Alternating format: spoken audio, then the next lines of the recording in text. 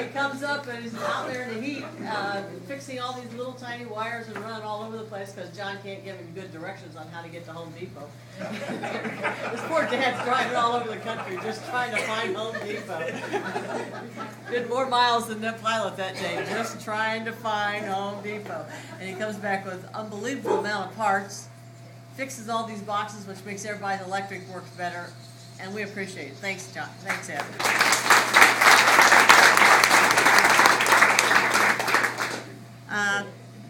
Today, Romeo Sierra, Bob Salvo, introduce yourself. Salvo, that's me. It started off in 1960, back in Andover, Massachusetts. I was a model airplane builder from third grade on up. And I decided at that time in my life I wanted to do some gliding, see any gliding going on in my part of the state. And I was reading popular science, and I saw this ad by Waynesville. And so I wrote them a letter, and I got a, next thing I knew, a week later, I got a phone call from Mr. Jim Doyle, who was building a 222 finish kit for the covering. And he invited me over to take a look at it, and they said, I'm going to open up a flight school here in Tewksbury, Massachusetts. And I said, gee, I'll do it. Well, he said, you go out and get yourself a couple of flights in a powered aircraft. Okay, I said, so I went down and took a couple of flights myself. And then I went directly into, and became his first student. And we moved to Salem, New Hampshire. And started off with 126, went to Lohre, went to LS4, and now I'm in the job. It is an addiction. That's all I can tell you. And that's what I like. Thank you.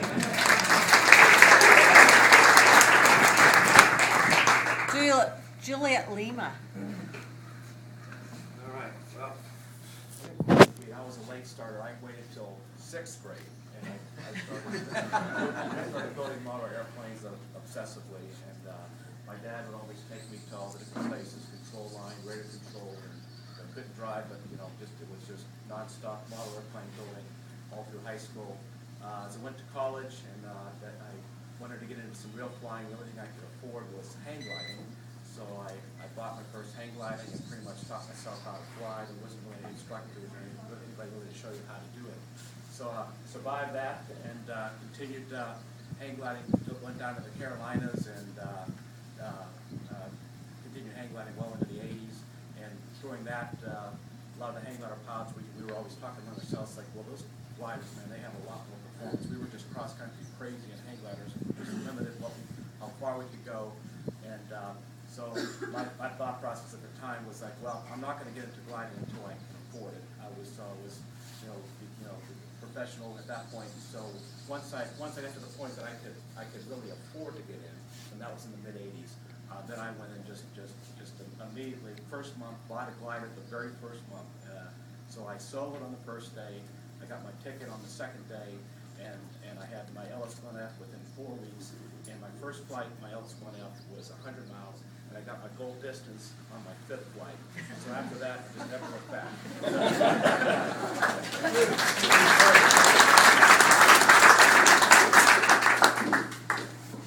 711. This is not about weather. I rode a 50cc Tohatsu motorcycle on the back roads out to El Mirage. They gave me a parachute that had holes in it and told me it was to be used as a seat cushion. Don't worry about jumping out. When Ross pulled the release, it went bang. I said, oh shit, and I didn't come back for quite some time. Thank you. And that's how it started. What year? I mean, everybody's given the year, so how, Back around 65, Okay. 66, yeah, 65. Okay. Are you a two then, or what? Actually, I was really fortunate because I got to meet the Briglips, you know, Ross and Kenny, the sons, and then, you know, Ann and Gus. And I thought Ann was great because whenever you drove out there, they had a little stand, you know, she cooked cheeseburgers and french fries for all of us, and I always went out during the weekday, and it was just a wonderful thing. But when we came down after that flight, I just looked at him like, you know, this is not funny at all. And at the time, I didn't think thermals existed because I liked flying in this smooth air. I don't know.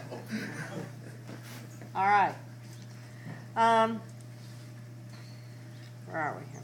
Tonight is wine and cheese starting at about 4 o'clock. You're on the deck. It's from the U.S. team. And then the team dinner follows preceding, you know, at the end of that, like about 6 o'clock. During that time, the team would like you to buy raffle tickets, obviously, for the raffles they have. This will be posted prominently. We'll have someone here to sell you tickets.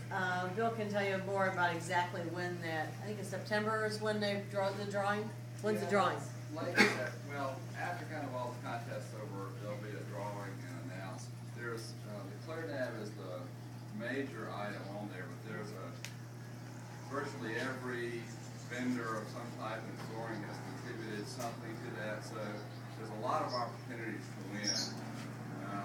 Mostly, at least the value of the tickets you're going to buy, so there's a good chance you'll get the value of your ticket back with something good. So whether you're interested in the Clear Nav or not, a lot of good things, and it's supporting the team, so please buy one, buy often. Thank you. In fact, we have a former winner of a Clear Nav right here. Bob Salvo, won last year. I just want to say, as U.S. Team Committee Chairman, that this is a great cause. We are sending 12 pilots to 2 venues this summer, 6 to Slovenia. Is it Slovenia or Slovakia? Or one is the Slovenia. And the other 2, Hungary. Bill and Tom are going as our 18-meter team, and we're ready to see them perform over there. So you can imagine getting a glider and you, a crew, over to a European country for 3 weeks is a pretty expensive proposition. And there's no way we can fund it in any way comprehensively, but everything helps, even though it's split 12 ways. So we hope that you'll support the team and give our guys a good send-off. Thanks.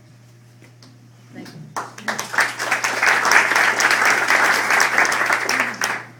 you. And just to get you all ready for this, when you get done hearing about fundraising for the team this year, you're going to hear from me and Ken, because we're going to be fundraising for the U.S. Worlds in Uvalde, Texas in 2012. We're going to host the international contest.